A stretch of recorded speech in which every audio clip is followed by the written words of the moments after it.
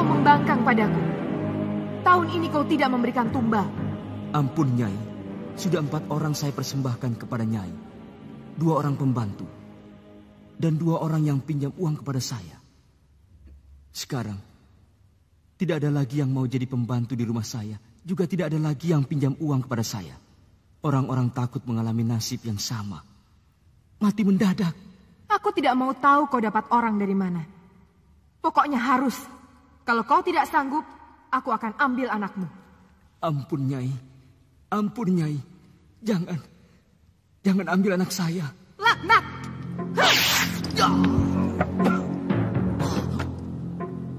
Jadikan dia ganjalan kaki tempat tidurku.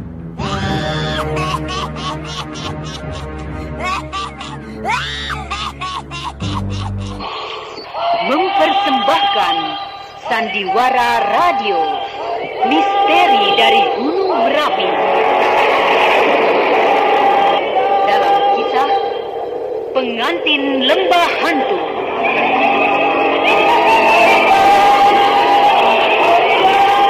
Disajikan lewat radio kesayangan Anda. Naskah karya Asmadi Syafar. Dengan para pelaku, Ana Rusli sebagai Rosmina, Ade Kusmiati sebagai Suni, Bahar Mario sebagai Sembara, Ferry Fadli sebagai Basir, Iwan Sanjaya sebagai Badirul, Wit Hendra sebagai Mardian, dan pembawa cerita Neni Sumardi.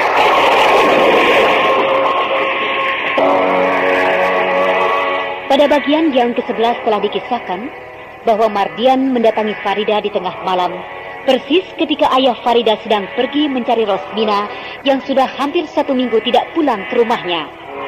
Dan pada saat yang kritis, muncullah Sembara menyelamatkan Farida sesuai dengan janji yang telah diucapkannya. Terjadilah perkelahian singkat antara Sembara dan Mardian yang akhirnya dimenangkan oleh Sembara. Dan memang, Mardian bukanlah tandingan Sembara, sehingga Mardian lari sambil mengancam bahwa kejadian itu akan dilaporkannya pada Badirul yang bergelar si ular hitam. Tetapi ketika Farida tahu bahwa yang menolongnya itu adalah Sembara, tiba-tiba saja wanita itu menjadi ingin mati. Karena memang dia sudah tidak sudi ditolong oleh Sembara, walaupun dalam hati kecilnya dia masih mencintai pemuda itu. Atau apakah cinta Farida yang begitu mendalam telah berubah menjadi kebencian? Setidak-tidaknya untuk sementara waktu. Mereka sedang pergi ke rumah famili saya di desa lain, Bu. Oh, jadi kau anak satu-satunya? Bukan. Kami semuanya berdua. Saya yang tertua. Sedang adik saya juga wanita. Adiknya juga ikut orang tuamu? Iya, Bu. Kebetulan sekali. Aku mendapat rezeki rupanya. Dan dia harus bisa aku bawa sekarang juga. Ibu mau minum apa? Kopi atau teh? Tidak usah. Saya hanya sebentar saja. Dan juga saya baru saja habis minum. Atau saya bikin lagi, Bu? Mungkin ibu sudah haus sekali. Tidak usah. Terima kasih. Desa ini bersih ya? Iya, beginilah desa kami, Bu. Begini, Dik. Saya datang kemari sebenarnya ingin minta bantuan adik. Apakah adik bersedia membantu saya? Kalau sekiranya saya mampu, saya akan bantu ibu. Terima kasih. Begini, saya mempunyai anak yang sekarang sedang sakit berat. Sakit apa anak ibu? Dia itu suka pingsan berhari-hari. Oh, kasihan. Sudah lama sakitnya, Bu? Ya, kira-kira sudah hampir 4 bulan ini. Lalu dia bisa sembuh bila ada seorang gadis yang cantik yang mau mengaku sebagai kakaknya. Kok aneh penyakitnya? Ya, itulah, Dik, penyakit anak ibu. Berapa umurnya, Bu? Ya, baru 3 tahun. Oh, kasihan. Di mana dia sekarang, Bu? Ada di rumah ibu. Bagaimana? Bisa membantu saya? Tapi saya tidak cantik, Bu. Oh, jangan begitu, Dek Suni. Menurut dukun yang mengobatinya, syarat-syarat untuk mengaku sebagai kakaknya ada pada diri adik. Oh, begitu, Bu. Apa yang ada pada diri saya? Pertama, orangnya manis atau cantik. Dan kedua, kulitnya kuning langsat. Ketiga, rambutnya panjang. Dan yang keempat, ada tai lalatnya di bibir. Oh iya, saya ada tai lalat di bibir saya. Iya. Bagaimana Dek Suni? Mau menolong ibu? Demi untuk sembuhnya anak ibu. Jauh rumah ibu dari sini? Dari pasar sewaktu kita berjumpa dulu. Nah, kita berjalan ke arah utara kira-kira 2 kilo. Ke sana? Jadi letaknya di balik gunung itu, Bu? Iya, di balik gunung itu. Bagaimana? Bisa adik membantu saya? Tapi saya harus menunggu orang tua saya kembali dulu, Bu. Oh, begitu. Tapi bagaimana kalau adik kunci saja rumah ini dan titipkan kuncinya pada tetangga atau pada orang yang bisa dipercaya, ya? Baiklah. Bas, kau lihat 2 orang wanita itu? Oh, Bibi Rosmina? Ya, Bibi Rosmina. Dia membawa seorang wanita. Siapa wanita itu, Bara? Kau kenal? Tidak, aku belum pernah melihatnya selama ini. Cantik juga ya. Awas, jangan kita sampai terlihat oleh mereka. Apakah wanita itu akan jadi korbannya? Kau punya firasat begitu? Entahlah. Tapi setelah aku tahu bahwa Bibi Rosmina itu adalah siluman, maka aku selalu curiga saja padanya. Bagus. Kalau begitu, kita harus selidiki kemana mereka pergi. Bukankah kita telah mendengar dari ayah Farida bahwa Bibi Ros ini sudah tidak pulang-pulang ke rumahnya? Bukankah begitu? Iya. Ini kesempatan bagus buat kita untuk mengetahui apa pekerjaan yang dilakukannya selama ini. Hei, mereka menempuh jalan ke arah utara itu. Apakah mereka mau pergi ke desa di balik gunung itu? Atau jangan-jangan dia akan menerkam gadis itu di tempat yang sepi? Ayo, kita kejar mereka.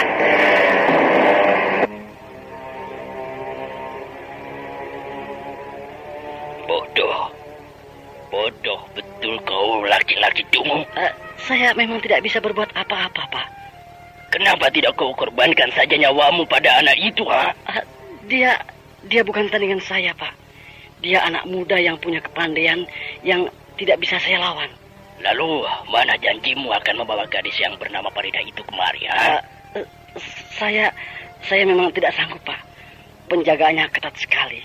Lalu, kau bisa apa? Jiwamu benar-benar cuma jiwa pemalas. Betul kan begitu? Jawab. Iya, Pak. Nah, untuk itu, kau akan aku jadikan budak. Supaya kau tidak malas lagi. Ampun, Pak. Jangan siksa saya seperti itu. Ampunilah saya. Lalu kau mau apa? Laki-laki busuk? Bebaskanlah saya dari hukuman itu. Saya betul-betul sudah tersiksa dengan penyakit saya ini. Apalagi kalau ditambah beban seperti itu. Oh, kau ingin bebas? Bebas dari apa? Bebaskanlah saya dari beban untuk dijadikan budak. Dan kalau dapat, bebaskan juga saya dari penyakit saya ini. Aku tahu betul siapa kamu. Kau laki-laki congkak yang berhati busuk. Kau sombong dan tinggi hati. Tapi baiklah, permintaanmu akan aku kabulkan. Benar begitu, Pak? Terima kasih. Terima kasih yang tak terhingga saya ucapkan pada Bapak. Tapi karena kau tidak bisa melaksanakan tugasmu dengan baik untuk membawa Farida kemari, tentu kebebasanmu ada syaratnya. Iya, Pak Badirul, saya sanggup. Asal saya benar-benar bebas. Baiklah, kau akan bebas hanya di malam hari. Sedangkan di siang hari, kau akan aku kurung di dalam kerangkeng. Karena kau berbentuk harimau. Kenapa begitu, Pak Badirul? Kenapa begitu? Karena kau telah gagal 2 kali untuk membawa wanita kepadaku. Ampunkan saya, Pak. Jangan siksa saya seperti ini. Biarlah saya seperti ini saja. Kau harus tahu, Mardian. Wanita itu akan kujadikan pengantinku di lembah hantu.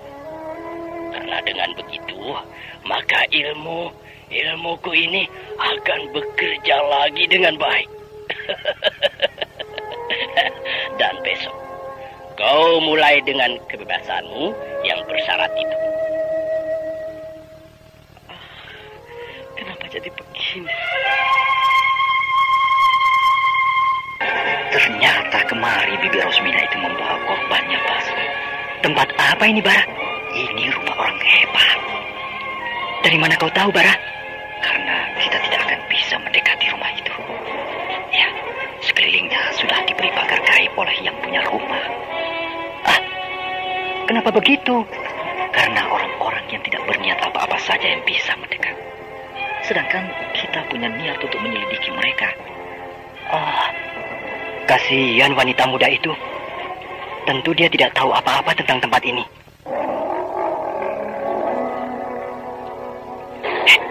Bara, ada harimau dalam kerangkeng. Mana? Itu. Kau dengar suara harimau itu tadi kan? Jangan-jangan aku kenal pada binatang itu. Rupanya orang ini memelihara harimau. Bara, binatang itu sedang melihat kita. Pandangannya seperti tidak berkedip. Hah? Ini rupanya harimau siluman. Ya. Benar-benar siluman rupanya binatang ini. Kau tahu dari mana, Bara? Aku merasakannya. Bara, dia menatap kita terus. Mardian. Dia ini adalah Mardian. Dari mana kau tahu, Bara? Ketika aku melihat muka binatang itu, aku melihat muka Mardian di balik muka harimau itu. Kasihan juga dia. Nasibnya cukup membuat aku ngeri. Mari, kita ikuti dan lihat Rosmina tadi. Apa yang akan mereka kerjakan? Ini yang kau bawa kepada aku, Rosmina? Iya, Pak. Ini yang saya dapat untuk syarat pengobatan itu.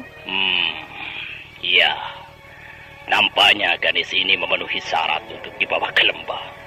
Hah? Saya akan dibawa kemana, Bu?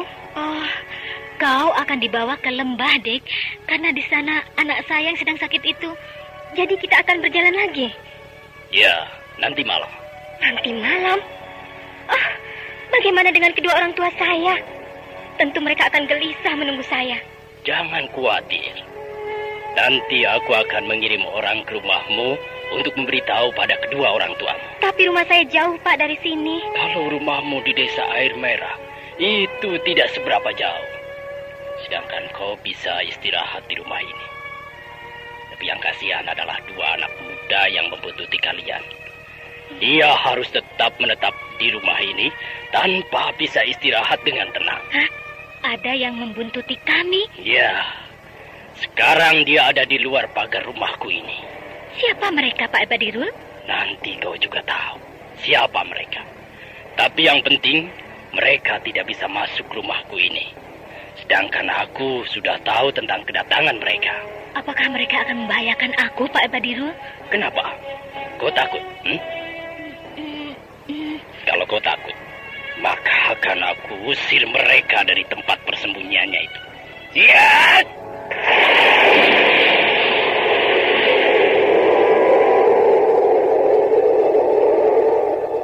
Nah, kau lihat. Tempat persembunyian mereka tertiup angin. Kini mereka lari. Nah, itu lihat. Ya, saya melihatnya. Lihat!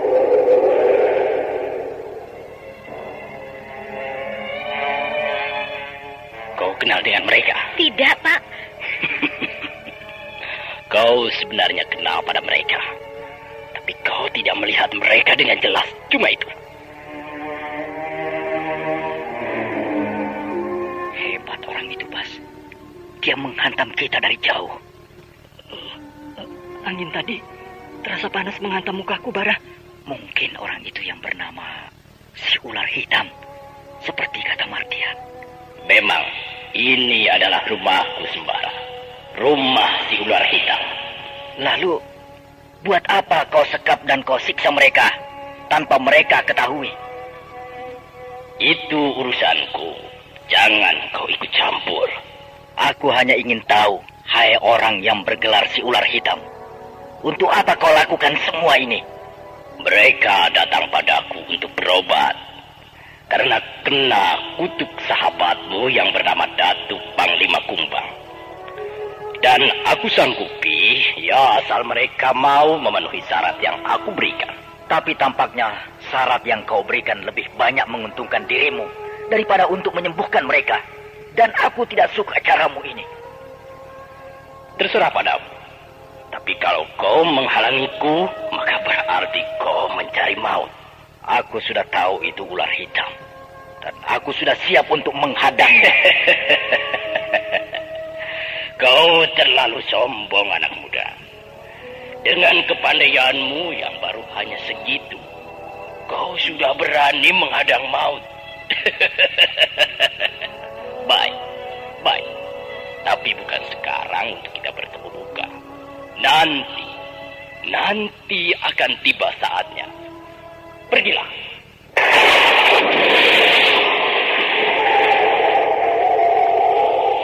Oh, dia menyerang kita untuk perkenalan, Bas. Aku akan sambut serangan perkenalan ini. Ya!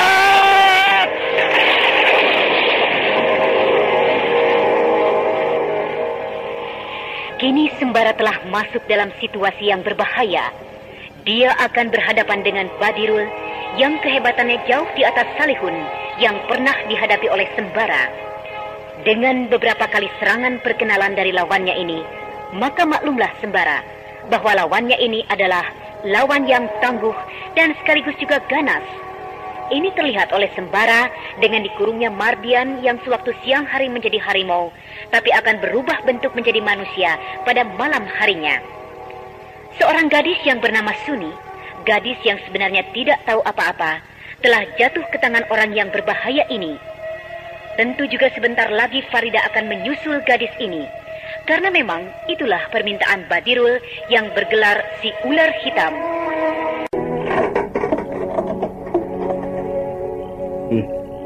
Keluarlah, Mardian. Iya, Pak. Bukankah kau menghendaki kebebasanmu?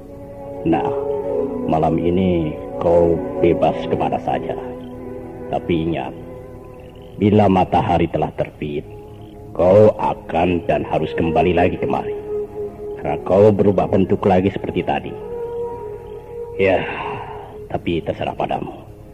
Kalau kau tidak akan kembali, kau akan mati dibunuh oleh orang-orang yang melihatmu berkeliaran. Iya, Pak. Tapi sebenarnya bukan kebebasan begini yang saya harapkan. Kau akan aku bebaskan dari kerangkeng itu bila kau bisa membawa istrimu kemari. Bagaimana? Kau masih bersedia membawanya kemari? Akan saya coba, Pak. Kalau memang itu syarat untuk saya bisa bebas dari kutukan ini. Memang begitu yang harus kau lakukan, Mardian. Kau tidak pantas jadi suaminya. Kau tidak akan bisa menjadi suami yang baik bagi Farida. Hanya aku yang bisa menjinakkan kuda liar dan rupawan itu. Dan aku akan memberi contoh padamu bagaimana seharusnya menjadi suami yang baik. Nah, pergilah, lakukan tugasmu dengan baik. Nah, saudara pendengar, demikian tadi telah kita ikuti serial Sandiwara Radio ini. Sampai jumpa esok hari pada waktu dan gelombang yang sama.